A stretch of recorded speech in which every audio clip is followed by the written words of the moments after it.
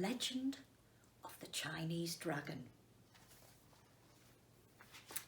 Once upon a time, long, long ago, the men, women and children of China hunted, fished and lived in tribes under the protection of benevolent spirits.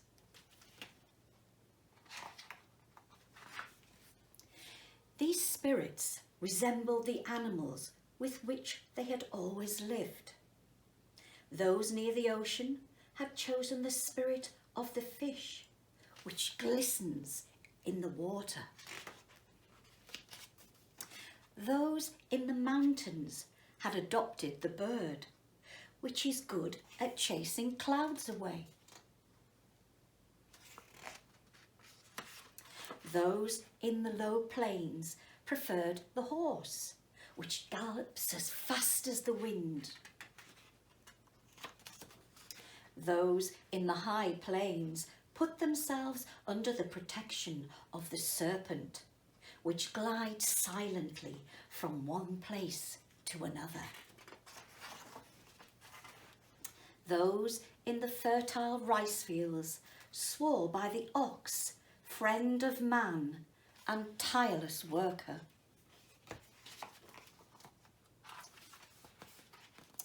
In this way, the men, women and children of China lived, each tribe under the protection of the fish or the bird or the horse or the serpent or the ox.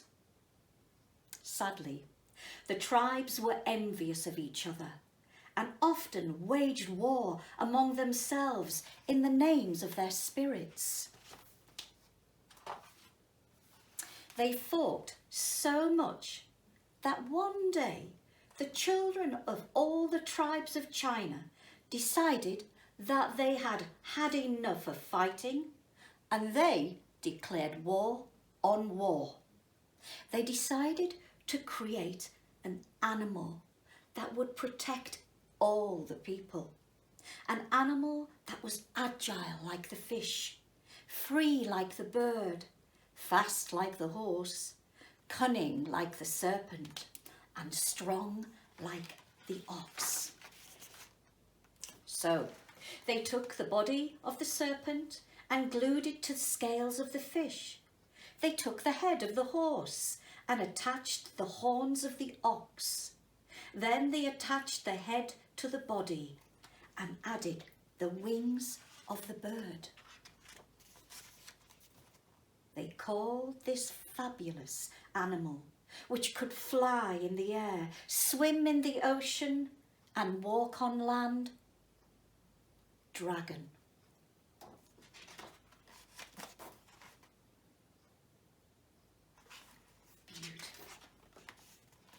When the men and women of all the tribes of China saw the dragon that their children had created, they found it so beautiful that for the first time they made peace with one another, and they vowed never to wage war again. They didn't always succeed, and there were wars over the years. But the dragon still remains a symbol of peace and plays an important role at Chinese celebrations. And you know, children, the Chinese calendar is quite different from Western calendars. It's based, you see, on the movements of the moon. Each month is measured by the way the moon appears to grow bigger and smaller. 1 month measures the whole cycle of the moon. But as like the Western calendar, there are 12 months in the year. But there are also 12 years in the Chinese calendar cycle. Each year is named after a different animal, and each animal comes around in turn once every 12 years. Now, several different stories explain how the 12 animals were chosen for the calendar. And this ancient legend that I'm going to tell you now tells how their order was decided by a great race. So, the great race, the story of the Chinese zodiac. Many months ago, many moons ago, the people of China had no calendar. With no way to measure time, nobody could tell one year from the next. "Something must be done," said the Jade Emperor, the King of Heaven. "I will start a calendar and name each year after a different animal. But how can I choose which order the animals should come in?" "I know. I'll hold a race," the Jade Emperor decided. "Yes, a swimming race across a wide river. I will name the years in order that the animals finish. The first year of our new calendar shall be named after the winner." He invited every creature in the kingdom to compete. Now back then, Rat and Cat were best of friends. They journeyed to the river together in great excitement. But when they arrived, their spirits dropped. You see, the river was strong and swift. It rushed past with a deafening roar. "Oh, and just look at all the other animals," wailed Cat. High above, circling in the sky, soared a creature with the head of a camel, the horns of a deer, a long beard and eyes of fire. Dragon. Below him, tiger prowled back and forth. Swinging from tree to tree was Monkey, chattering with excitement.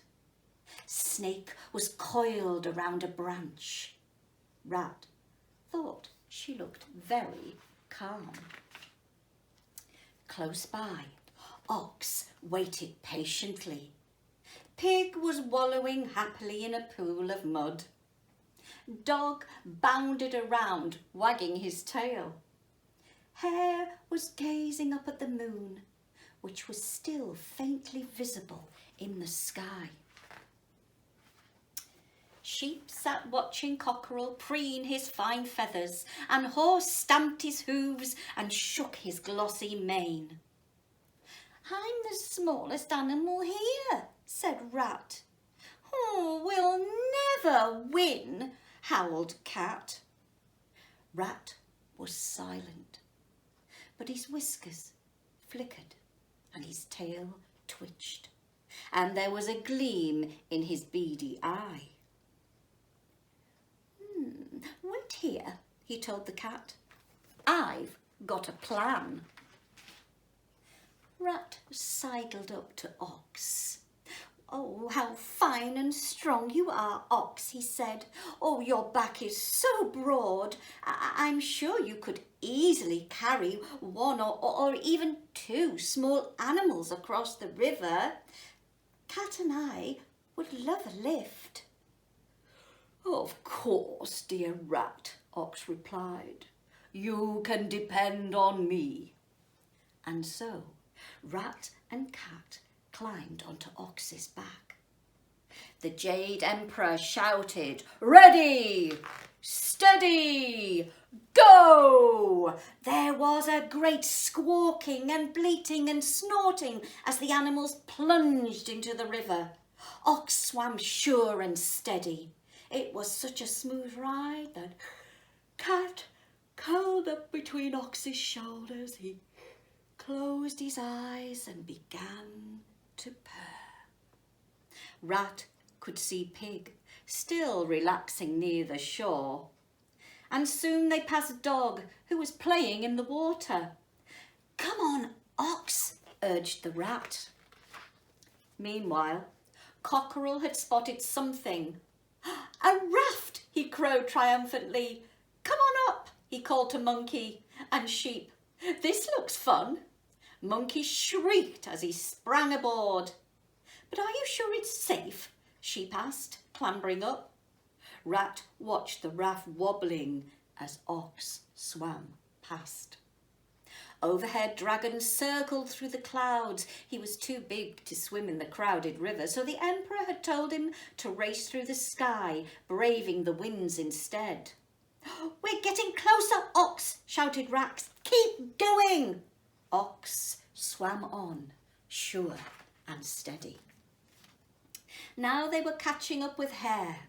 Hare had sat gazing at the silvery moon for a long time, and it had given her an idea. She was hopping from stone to stone to cross the river.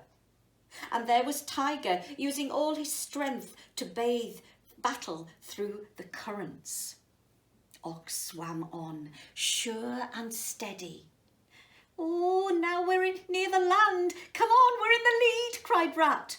Rat could just see the Jade Emperor waiting on the shore. He looked down at Cat,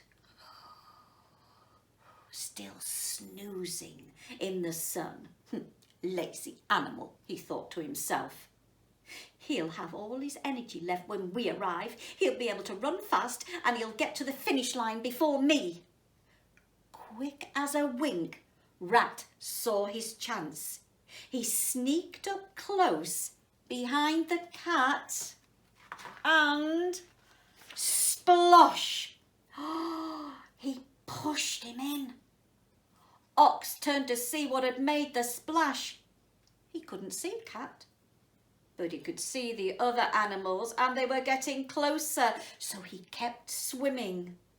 Just as Ox was about to step onto dry land, down leapt Rat and darted in first place. "The winner!" cried the Jade Emperor. "The first jar will be named after the rat." Close behind came Ox, lumbering into second place. He couldn't believe his eyes when he saw Rat already there. What? How did Rat get here before me?" "Rat may be small, but he's also smart," the Jade Emperor laughed. Soon after, Tiger streaked past. "Third!" called the Jade Emperor. Next came Hare. Then Dragon swooped out of the sky into fifth place. Horse was just about to climb onto dry land when from between his feet out slithered Snake. "Excuse me, Horse," said the Snake as she slid into sixth place. Horse thundered by seventh. Sheep with eighth, Monkey ninth, and Cockerel 10th. Dog came 11th, and then Pig. "Oh, I needed to stop for a snack," Pig explained. "Pig is the 12th and last animal in the calendar," the Jade Emperor declared. "Well done, everyone. You each used your own special skills to cross the river. From now on, every child born in your year will share your talents." But what about Cat? Cat was still splashing and spluttering in the river. He was trying to swim, but he hated the water. He just couldn't make it to the shore. That's why there is no year of the cat in the Chinese calendar, and why to this very day Cat and Rat are still the worst enemies. "Never mind," said the Jade Emperor as he fished the dripping cat out of the river. "You tried your best and that's what's important. Now, let's celebrate." And the Jade Emperor rewarded all the animals with a wonderful party.